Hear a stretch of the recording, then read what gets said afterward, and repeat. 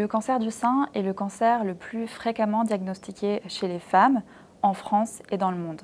C'est aussi le cancer qui est responsable du plus grand nombre de décès et c'est pour ça que la prévention est un enjeu majeur. La recherche en prévention est cruciale pour nous permettre d'identifier et de comprendre les facteurs de risque de cancer du sein et pour pouvoir, à terme, réduire le nombre de personnes touchées. Le cancer du sein est un des cancers les plus étudiés et les mieux connus. Parmi les facteurs de risque déjà identifiés, on peut citer l'âge, certains antécédents médicaux, comme le fait d'avoir déjà eu un premier cancer ou certains types de maladies bénignes du sein, la présence de cancer chez d'autres membres de la famille ou certaines prédispositions génétiques qui restent rares.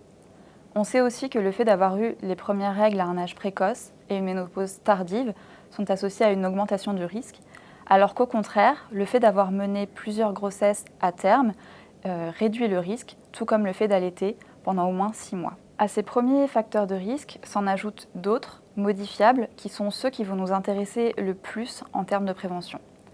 Ces facteurs de risque modifiables, tout aussi avérés, incluent par exemple l'alcool, probablement la consommation de tabac, le surpoids, le manque d'activité physique, une alimentation déséquilibrée et également certains traitements hormonaux de la ménopause, très efficaces mais qui sont aujourd'hui restreints et dont l'usage est évalué au cas par cas. Ces facteurs de risque modifiables seraient à l'origine d'environ un tiers des cancers du sein dans les pays les plus riches. En France, cela représente environ 20 000 nouveaux cas en 2018. Malgré les connaissances actuelles, il reste encore aujourd'hui une part non négligeable de cancers du sein qui ne sont pas expliqués par les facteurs de risque connus. Notre rôle de chercheur est de continuer à travailler pour identifier de nouveaux facteurs de risque.